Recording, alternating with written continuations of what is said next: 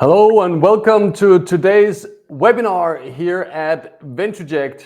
We are super happy again to be welcoming both you all viewers here to our webinar, but also to be welcoming Josh Silverman from Third Space.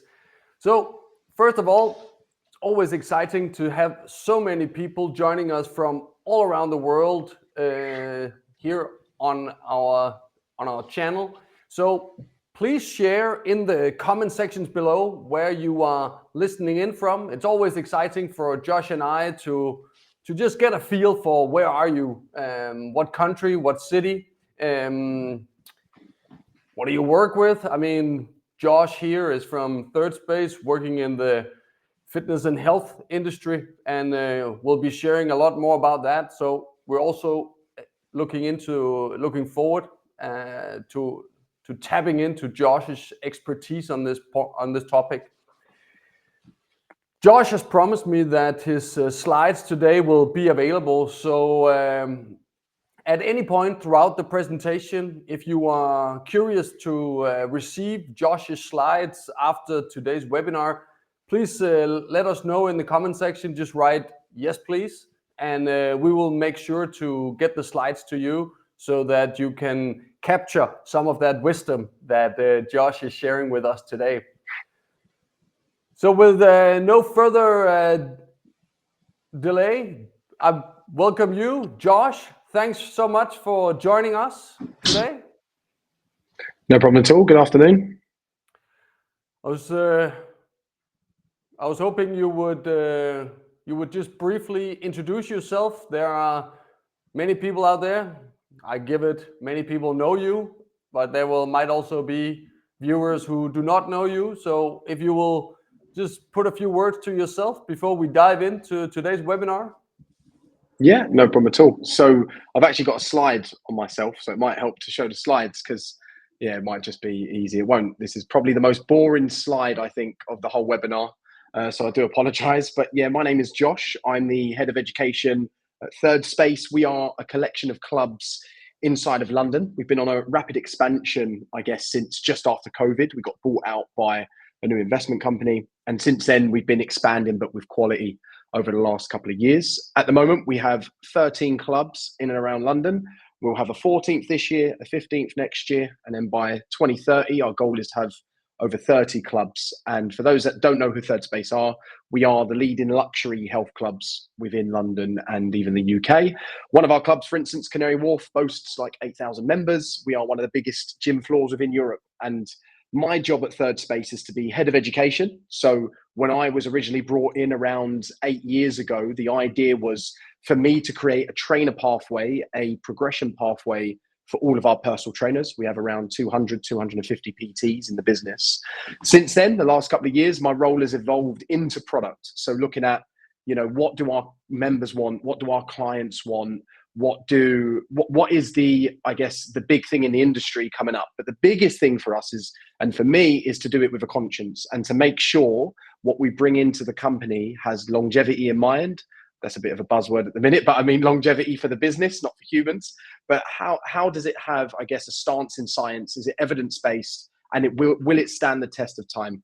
I'm also a head tutor for Mike Boyle. For those that don't know who Mike is, he is one of the best S&C coaches and companies within the world, located in Boston. That's where I've learned all of my stuff from. So I'm one of his tutors here in the UK. I'm a Nike ambassador, so I've always got to fly the flag for Nike. I write for a load of different publications here in the UK and do sort of contributing author and stuff, Men's Health, GQ, etc. And previous to this, I was a lecturer, nutritionist, but my passion and my pedigree has always been in the coaching and being a PT myself since 2009. Please don't do the maths on my age, but yeah, since 2009, I've been in the fitness industry. But for these last 8 years, I've been solid at Third Space, looking at how do we expand, but with quality being the conscience of the business, I guess. So from that, can I start, Peter? Am I good to go? Good to go. Thanks for sharing a bit on your background. It only adds to both the flavor and also the strength and the depth of what you will be sharing with us today, and exactly why we also invited you to the studio, because we really, here at VentureJect, and many of our customers who we've spoken to have requested more information about exactly this topic. So yeah, please for go sure. ahead. So I think the biggest elephant in the room is data at the moment, and it's only going to get bigger. It's only going to get larger. We're only going to have more devices that we wear. I mean, I was talking at Elevate, which is our industry conference here in the UK last week. We had a stage there with loads of different education taking place, and I think I saw someone with about 5 different wearables on their arm, and it was quite overwhelming. But data is massive. Everyone wants to know, how do I sleep? Should I eat? Should I not eat? Should I train? Should I not train? How should I train? All based on, I guess, an algorithm, or all based on data that they're getting in their everyday life, whether that's from apps, whether that's from wearables, whether that's from social media gurus, but everyone is kind of talking data.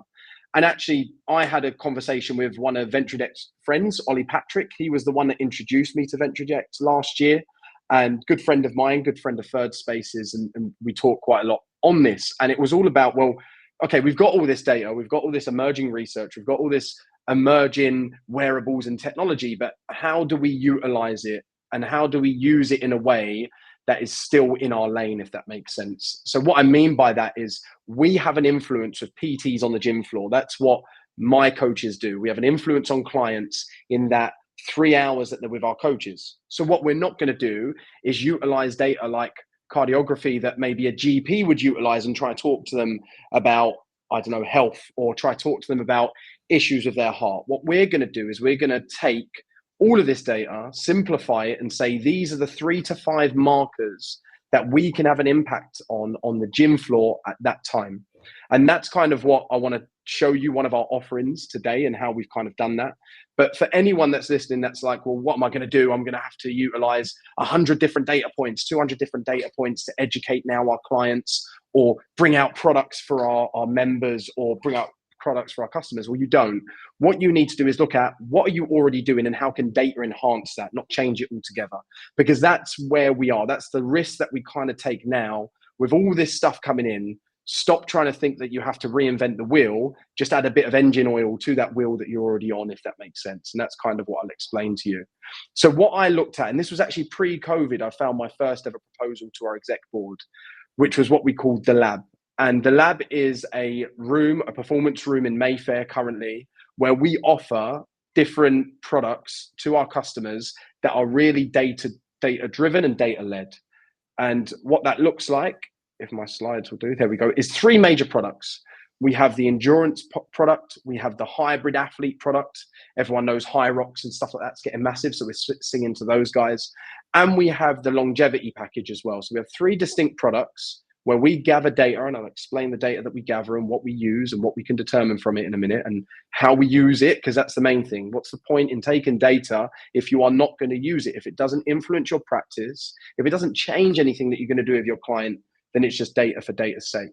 But these are the 3 main products that we are offering our clients. And by the way, little secret, we're kind of doing the exact same tests. Really, where it comes from is, and where the difference comes from, is how are we explaining what the results are and what to change with our clients. There's a slight bit of modality changes within it, and I'll tell you what I mean in a minute. In other words, the stuff that we're using, the equipment that we're using for it, might change depending on the use case, depending on the individual client. So again, data is not only there to help inform practice, but we need to figure out the equipment. We need to figure out the way in which we collect data relevant to the client in front of us. And the person comes first before the data. That's always something that I mention to all of our coaches. Person first, data second. We attach data to the person, not the person to the data, if that makes sense. So our products, just to show you what we're kind of gathering, I'm not going to go through this all, I'll send this to you. But basically we have, I'll kind of go on here first. We have these main points of what we believe is going to impact health markers. We have InBody. So from the InBody, we can gather skeletal muscle mass, we can gather body fat percent, etc. Now, we can have an argument on the validity of this data all day long. We can talk about DEXA scanner versus bioelectrical impedance, not a problem. But what we need really and truly is something that is non-invasive and something that is ease of use and can do it quickly for us. We only have a finite amount of time with that client. We don't have the the kind of luxury to be bringing in DEXA scanners and bringing in people that can actually do that for us in consultation. We just don't have it. So we looked at what is valid enough, what is a repeatable system that we can get enough data to inform their health. So that was the Embody. Shisabi is another company that we partnered with. Movement screening and biomechanical screening is a debate, and it's out there. The jury's out on this in regards to the debate of whether or not the way you move impacts or can inform, are you at an injury risk or are you at a performance risk, anything like that. However, it complements the bigger picture. If someone comes in and says, I feel like rubbish all the time, I can't sleep, and our movement screen shows that they've got tight shoulders, their flexion's bad in their shoulders, they have tight hips in regards to the way in which they have total degrees in their hips, maybe that could be a small hanging fruit where we can make them feel better by training them and say, oh, I feel free, I feel flexible now. That could lead to better behaviors in the day, and it could lead to a better sleep pattern. Who knows? But it's just another informed pattern that we use. We have force plate data from Vald that takes about 1,000 different metrics. We use maybe 3 of them, and I'll explain in a minute, but they're really good to look at things like rate of force development, time on the ground, how high someone can jump, how fast, reactive skills, all of that different stuff, as well as a grip dynamometer. So the reason why we use grip strength is because it's very easy, accessible. If we get someone in that's never used the gym before, then they can do it rather than a 3 rep max, 4 rep max test. But not only that, there's a lot of data, there's a lot of science behind it. But on the Valve machine, we also do a mid-thigh pull, single leg and bilateral, to get a better strength, I guess, indication for those that are trained individuals. And then for VO2, we allow the client to choose which one they want. If you're a high rocks athlete, or if you're someone that's about to do an ultra endurance marathon, we will probably do a gas by gas analysis on you, because you want to know heart rate zones, you want to know kind of VT levels, you want to know what is my VO2 max, but where is my mute points, where can I improve, where can I get better, all of that sort of stuff. But if you're in looking at longevity, or let's say you're someone that doesn't really care about performance, endurance enhancement, shall we say, we'll use the Ventruject on you, because that gives us a number that we can look at ongoingly in the next 12 to 24 months to see if is what we're doing correct? Is what we're doing having an impact on your health? Because one of the biggest things that I see as, I guess, a gap for a lot of PTs from the years gone by, right, is, okay, you're telling me strength has gone up. You're telling me mobility's gone up. You're telling me you've increased my fitness, but how can you prove it? And someone's mentioned, like James, very hot in Dubai. I don't know if he means VO2 max or the weather and the temperature itself, but we'll go with both. We'll imagine it was VO2 very hot in Dubai, but it's very hot everywhere. VO2 is the extensive research behind it to show for all-cause mortality, it is the one number, independent of anything else, that we can actually determine people's lifespan. So that tells me that if someone's smoking, if someone's not, if someone's eating organic food and someone's not, well, if your VO2 max is higher than the person doing all the stuff they should be doing, you are actually at a lower risk of dying than that other person. So that's why we take a lot into that. Also MX3, so we utilize sweat testing. This is massive for a lot of our athletes, because you could have a great VO2, which is the fuel, right? You could have a good tank. You could have great wheels, or your legs could be great. But if you don't put petrol in that tank, or the correct amount of petrol, the right mix of petrol, that could be the number one reason why you are not doing well in your race. And that's where we're looking at sodium. We're looking at how do you sweat. We're looking at what electrolytes should you take. So rather than taking a load of tablets and going, I think I'm all right, we can give you the baseline number of per liter of water of milligrams of electrolytes that you should be taking, because that is actually a genetic thing that is predisposed. You can't really train that. So if I'm a salty sweater, which I am, I impress people by saying that all the time, but I'm a salty sweater. So for every liter of water, I might want to get 700 milligrams of sodium in, because the MX3 has told me that does not change. You do not adapt from that. That is a genetic marker. So you do it once, you know how much you need to replenish. So if I'm really savvy, I'll go train. I'll weigh myself after training. I'll say I've lost X amount of water, I think. So for every liter I bring back in, I want to bring in about X amount of sodium, stuff like that. And that's what that machine can do for us.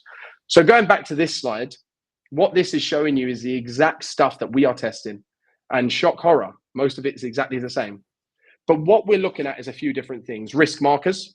So when I mean risk markers, if someone comes in and during their balance test, so the one leg hold, if their area of eclipse deviates a lot, in other words, they're unable to stay balanced on one leg, am I now ready to go and do a load of unilateral training with heavy weight and low reps? Probably not. I want to get them balanced first Then I want to go into the heavyweight stuff. Or maybe their contact time on the ground is too high. Maybe they're bad at reacting. Maybe they have not stiff ankles, but maybe they're just not, I guess, elastic. Maybe they're not great at power. So what does that mean? Well, we need to work on lower plyometrics before we go up to the higher plyometric stuff. It gives us the red light, the green light, or the amber light to say this should inform your practice. Then we're looking at strength markers such as the mid-thigh pull to say you can lift X on each leg. This is the maximum amount of force that you can drive.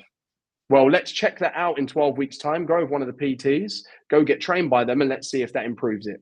It generally will do. Obviously, we're not here to decrease anyone's strength.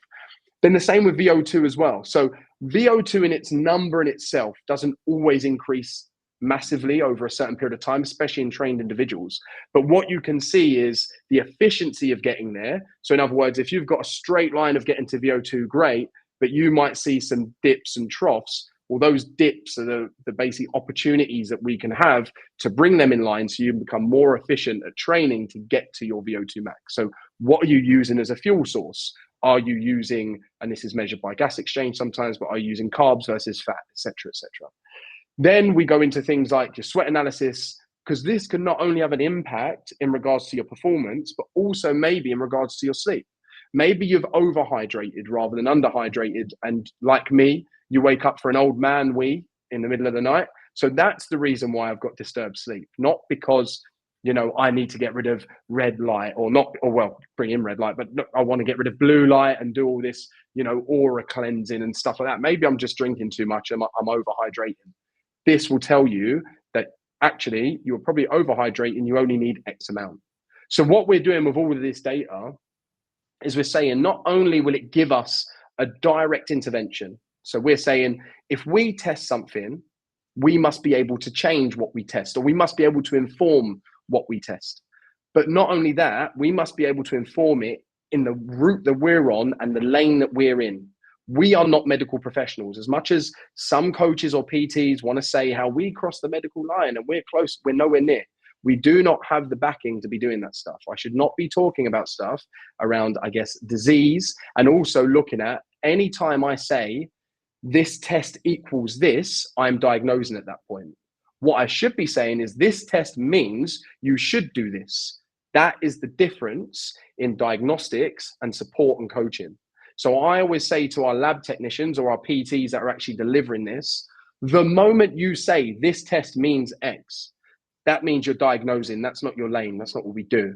But the moment you switch that and say, this test means we should work on this on the gym floor, or work on this in lifestyle, or work on this during the times when you train, whatever, this is our lane. This is where we stay. And if we're testing anything that can't give us that question or can't give us those recommendations, we're testing the wrong thing. There is no point in me putting in tests in the lab if it can't inform something on the gym floor and can't inform a coaching decision. Otherwise, we're just gathering data for data's sake. So all of this stuff has some form of recommendation afterwards, or some form of change in the program or change in the delivery to our client's product going forward. And again, this is the equipment that we use in order to do that. And the way in which that we present it, it looks better than this now that marketing's got a hold of it. And I'm sure I'll be able to try and find a sample for it, but GDPR is a bit boring these days. Don't let me give you the data of a client, unfortunately. But the idea is that we show all the results, but then with one specific little part of it saying, this is what we recommend at the end, based on all this stuff that we're giving you. And it looks good, it looks great, all the data points, you know, minute by minute gas data. Okay, great. But what does this actually mean, Josh? Well, actually, it means you need to do a load of zone 2, God forbid. Or it actually means that you're not great at high heart rate zones, so we need to train you in that. That's what they're looking for. They want to know the data's behind it. They want to see it and go, oh, that's amazing. Look at all those numbers. But actually, what does this mean? Don't waste my time. Tell me, what does it mean? And then this is basically what we specifically generally do with our handouts. So, you know, do we have some mobility movements? Do we have some mobility recommendations to the PT? Look, your client has come in. It shows that shoulder flexion is lacking and maybe thoracic rotation. So during your session, focus on this at the beginning or at the end of the session, whatever you want to do. Maybe it's plyometric exercise. Maybe you are stronger than you are more powerful. So you're able to be strong, but you can't express it through power. All right, we say to the PT, work with your client, make sure now you're working on some power moves and speed moves because they've got force, they just can't express it, simply put. Specific heart rate zones as well to basically look at, are we increasing VO2 max or the efficiency of getting there? And then from there, maybe we're looking at a personalized water plan or electrolyte replenishment plan in order for that individuals to basically rehydrate after a bout of exercise, after performance. Or if you're looking at people that do weight making sports, for instance, this is categorically like crucial for them to get right. You think of boxers, etc., and we get a lot of these guys coming in, whether they're amateur doing white collar or whether they're pro. You know, they cut loads of weight to get to a certain weight. They've now got an opportunity window to rehydrate. Where's that fluid come from? A lot of the time from the brain. Where they're about to get hit in the head. Well, it probably makes sense for us to replenish you as quick and as more efficiently as possible, where basically we get and replace that fluid back around the brain for protection, for, you know, you to be staying conscious, all this sort of stuff. So this is the sort of stuff that we generally get from the data, and this is how we utilize data to our abilities. And not only that, it makes it really simple, you know, just keeping it really, really stupid. So Mike Boyle came out of an acronym called KISS. He probably stole it from someone. Someone can tell me if it's from someone else, but it's keep it simple, stupid. And that's what we want. We want the complexity behind, you know, the devices. So I'll leave the complexity to Ventruject, for instance. I'll leave the complexity to someone like Vald. But I want to keep it simple. I have that complex system. I want to be able to simplify it so that the client can apply whatever I recommend. And if that consultation that I give or those recommendations are out there or they're too in-depth, they're never going to do anything. So they're just going to get a load of, I guess, analysis paralysis at the end of it, basically, if that makes sense. So again, data is out there. Yeah. If I just break in, I think it's super important with this focus you have on your input being to the clients being actionable, because it's only when the client, you know, transform all of the coach, all of the PTs advice and input into behavior in the exercise, in the gym, when they eat, when they drink, when they sleep. That's really where the tires meets the tarmac, and that's where it's gonna make a difference. And I think that's why being this actionable is really powerful, I believe. Let me also just say to our viewers that if you have any questions for Josh, please let him know in the comments if you have any questions, or if you want to receive the slides, write yes please in the comments, and we will make sure to get you the slides. Please continue, Josh. That's right. I'll leave with sort of one thing for you to do when, you know, you're friends with family that are talking about, well, should I buy this wearable? Should I, you know, measure my sleep? I always say one thing to them. I always ask one question. I say, okay, so that's great. You can measure your sleep. You can measure your steps. What are you going to do with the data? What are you going to do with whatever it says? And generally speaking, at that point, they don't actually know. That's where the opportunity for us is, I believe. If you're in fitness, it's all about, okay, you can gather that data, but what are you actually going to do? What is it going to change for you on a day-to-day basis? Or what are you hoping that it's going to change for you in your family life, in your work life, in your sports and performance life? Because we're known as third space because your first and second space is home and life. So everything you do in the third space should complement the first and second space, right? So for us, when someone says, should I do a VO2 max test? Well, yeah, if you want to do it, but what are you hoping to gain from it? A lot of people can't actually answer that question. So that's where our opportunity is, to educate them around, well, what is the question that they're trying to answer, firstly? And secondly, what can they do with the data? But making sure, as I've said previously, we stay in our lane and we are there to do what we've always been there to do. We're just using data to complement what we have been doing, basically. And that's it, Peter. That's really good insights, especially coming from a guy with your experience. Let us just take the slides away so people can better see you. I obviously we know each other, and we're super excited here at Ventruject to see a premium brand as Third Space deploy our solution as well. I have a question which goes into your background as a personal trainer when it comes to these this actionability and lifestyle change. What is it you find most often is holding people back from making changes? To be honest, as in companies making changes or clients making changes? I was thinking clients making changes. Okay. So I think it's honestly, it just comes down to people aren't picking the lowest hanging fruit. It's like these clients get 20 different things to change. The people, listen, let's face it, people aren't even coming into the gym 3 times a week. It's like that is the thing to change. Forget everything else that you're trying to change. You're not even exercising most of the time. So I think it's working on, what's the easiest thing for them to achieve first so that they stay motivated, they stay with behavior change, and then go with the low hanging fruit first and start with small steps and process-based steps before saying, well, you need to have red light therapy and then some form of hydro pool thing and then go and do a sauna. Oh, then jump in the cold bath after that, by the way. Oh, and make sure you do your breath work. It's just analysis paralysis at the same time, basically. Yeah. There's a number of questions here in the comments that we have time to go over. So Mohammed here is asking if you're doing motion capture on athletes' patients with EMG and EEG on them. No, we're not. We're using an AI-based camera that was created by the same technology company as Mitsubishi.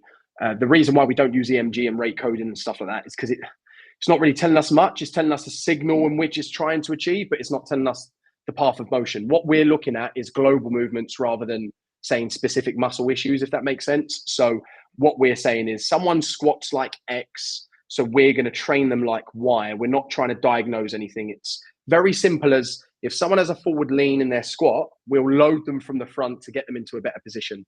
That's as far as we're going with it. We're not saying, oh, this means tight hips or underactive this or overactive this. That's not us. So that's not what we do. All right.